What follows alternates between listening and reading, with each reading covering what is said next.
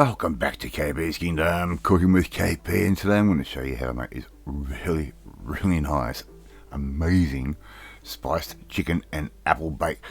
Nice little one pan wonder, this one. Right, let's just get on with it. Right, first thing I've got here is I've got 3 teaspoons of corn flour, and I'm just going to add in a little bit of apple juice to start with, and we're going to use a whole cup of apple juice in total. Give that a little bit of a stir through until it makes a little bit of a paste, and we're going to add in 1 teaspoon's worth of smoked paprika. Right, we're going to put that in, and we're going to put in 2 teaspoons worth of Dijon mustard. Right, and I'm also going to add in about 2 teaspoons worth of ginger paste. Garlic paste. There will be a full list of ingredients right at the end of the video if you really want to know the quantities.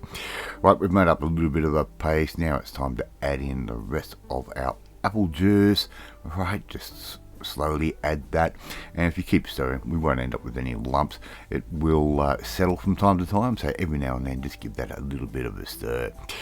Alright, let's make up a little bit of a marinade, for a better word. 1 teaspoon's worth of smoked paprika, 1/4 teaspoons ish of ground cinnamon, a little bit of olive oil, right, about sort of a teaspoon, maybe 2 teaspoons worth. Give that a quick little bit of a stir, just like that. Okay, as you can see, that's made up a nice little bit of a paste, and if you've got a light coloured bench like mine, just be really careful. We don't want that paprika to land on the bench. 1 kilo's worth of chicken thighs, and we're just going to get in there and give that all a good stir, and make sure that marinade sort of covers every bit of the chicken as possible. Alright, and this is going to give us a really nice flavour when we put these into the oven. Okay, so just nice bit of a stir like that. Give that about 10 minutes to sit, and we'll get on with our next step, which of course is some apples. Now I've got 2 Granny Smith apples. They're the best for cooking. They hold their shape quite well, and they've got a nice sweet type flavour. So we're just going to peel those off. We don't want the wax and stuff that's on that skin. I am going to just take the core out using a corer. If you just want to cut around the core, you could do that as well. I'm just going to cut the top and bottom off, just a little thin slice, and we're going to thinly slice our apple up. If you want to use a knife, use a knife. If you want to use a mandolin, hey, that's a great idea too. Just make sure you use the guard. Alright, so just keep slicing your apple into nice thin slices. We only want these sort of 3 to 4 millimeters thick, in an oven proof dish, and one that will work on your cooker. A little bit of olive oil, and we're simply now just going to start layering up, putting down our chicken thighs, and we just want to get a little bit of colour on these before we get baking. Alright, so my pan is at 50% power at the moment, so it's a nice medium type heat. Just start laying down all your chicken thighs like that, and the smell coming off this already is amazing. Just the simple cinnamon and paprika just works together absolutely beautifully in this dish. Alright, little bit of salt. Right, just going to add that now. We could have done it earlier, but I'm going to add it a little bit later, and I'm also going to add in a little bit of ground black pepper. I'm just going to use the pre-ground this time around. If you want to use freshly ground, hey, be my guest.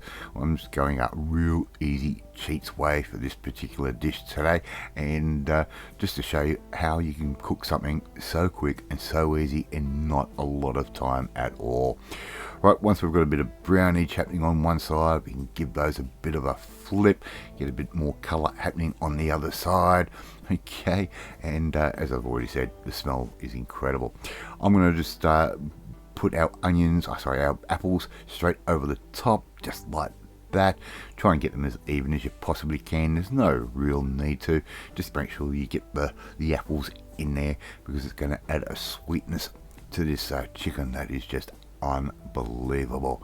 Alright, so that's been cooking off now for around about sort of 6 or 7 minutes. I'm going to put that in the oven, 180 degrees, uncovered, for about 10 to 15 minutes. Right, now the chicken is sort of getting there as far as being cooked concerned. It's not quite there, but that sauce that we made at the beginning, we're now going to pour that all over the top, just like that. And basically we're going to put this back into the oven again for around about another 10 to 15 minutes. If you're not sure if the chicken's cooked, get a thermometer, 74 degrees Celsius internal temp. You know they are cooked. And there you go. How good does that look? KP spiced chicken and apple bake. I want to serve that up with a couple of baked potatoes. There's a couple of potatoes I wrapped in foil, thrown those in the oven for about an hour and a half, and there you go.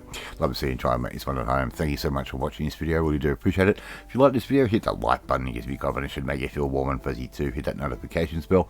You'll be notified every time a new video goes up, and share this video with all your friends on all platforms of social media. We are trying to get known to KP's Kingdom out there. Leave a comment. Love reading, love responding to them. If you want to learn how to make another sort of one-pan wonder dish just like this one, need to come and join the family. My family, hit that subscribe button and you'll never miss another one of my videos again. Off to eat my spiced chicken and apple bake, and I will catch you next time. Bye.